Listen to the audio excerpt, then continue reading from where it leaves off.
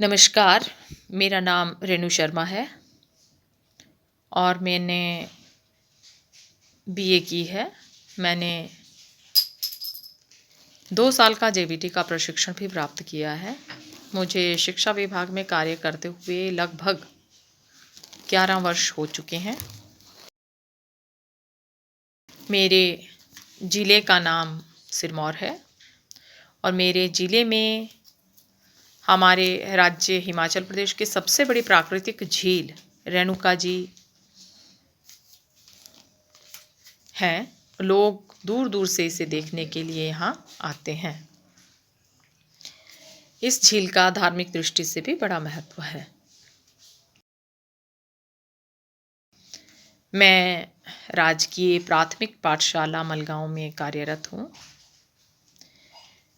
मेरे विद्यालय में 26 बच्चे हैं जो सभी ग्रामीण क्षेत्र से आते हैं। मैं एक प्राथमिक शिक्षिका हूँ और मेरे पास प्रथम, द्वितीय और तृतीय कक्षाएं हैं। जैसा कि हम सभी जानते हैं कि हमारे विद्यालयों में जितने भी बच्चे होते हैं उनका स्तर अलग अलग होता है और सभी बच्चों का स्तर एक समान नहीं होता। इसीलिए जब हम बच्चों को कोई भी बात समझाते हैं तो सभी बच्चे उसे एक साथ एक ही समय में नहीं समझ पाते। इसमें से कुछ बच्चे प्रथम बार में ही सब कुछ समझ जाते हैं, लेकिन कुछ बच्चे उस बात को समझने में समय लगाते हैं। अब जो हमें औरबिंदो सोसाइटी ZII के माध्यम से जो प्रशिक्षण दिया जा रहा है, उससे हमें भिन्न भिन्न स्तर के बच्चों को समझाने में बहुत फ़ायदे हो रहे हैं। इसमें हमें बताया जाता है कि किस प्रकार हम बिना खर्चे के बच्चों को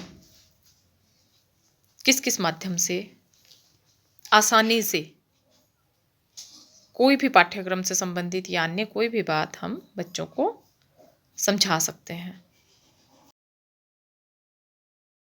और मैंने इसमें जो स्थानीय मान के बारे में जो सीखा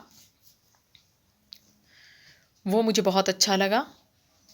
इसमें हम बच्चों को उनके खेल-खेल में उनके रोल नंबर के द्वारा ही स्थानीय मान के बारे में बता सकते हैं। स्थानीय मान के बारे में बच्चे बहुत सोचते हैं कि है क्या चीज़ ये स्थानीय मान, कैसे करें? बार-बार बताने पर भी स्थानीय मान के बारे में बच्चों के दिमाग में वो ठीक ढंग से नहीं समझ बैठती है। लेकिन ये जो औरबिंदो सोसाइटी के माध्यम से हमें बताया गया कि रोल नंबर के द्वारा हम खेल-खेल में बच्चों से रोज़ अगर इसके बारे में पूछेंगे और तो ये खेल के माध्यम से हमें जो इसका लाभ होगा तो बच्चों को इसके बहुत फ़ायदे हो सकते हैं। मुझे ये है बात बहुत अच्छी लगी। और इसमें जैसे कि अगर किसी बच्चे का क्रमांक यानी रोल नंबर हमारा 5 है तो उसे पूछा जाए कि 51 में 5 का क्या स्थानीय मान है, तो बच्चा इसे आसानी से बता देगा कि इसमें 5 का स्थानीय मान 50 है।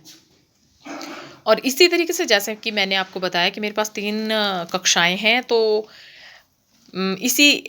जैसे हम तीसरी कक्षा को इसके बारे में बता रहे हैं तो दूसरी कक्षा भी इससे बहुत जल्दी सीखती है। अब मैंने इसको पहले भी देख चुकी हूँ। जैसे मैंने बच्चों को अपने राज्यों के बारे में बताया था और ज़िलों के बारे में बताया है, तो इसी तरीके से अब मैंने बच्चों के नाम ही रखे, ज़िलों के नाम रख दिए, राज्यों के नाम रख दिए। जबकि हमारे पास इसी तरीके से कम थे बच्चे तो हमने उनको जो हमारी कुक हैं उनका नाम भी रखा और अपना नाम भी मैंने राज्यों में रख लिया।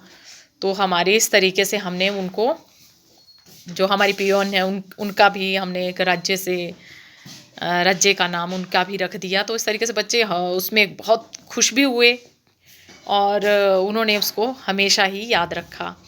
और अब भी अगर मैं पूछती हूँ तो बच्चे किसी दूसरे बच्चे का नाम से हम बोलते हैं कि ये कौन सा राज्य है भाई, तो वो बताते हैं कि ये वो राज्य है। तो वो अपने आप भी बताते हैं कि मेरा नाम ये है, मेरा नाम वो है। तो अपने अपने राज्यों के नाम, अपने अपने नाम वो राज्यों से बताते हैं।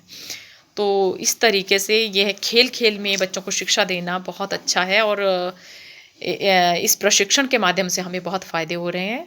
और मैं चाहती हूँ कि इस तरीके के प्रशिक्षण हमें मिलते रहें। धन्यवाद।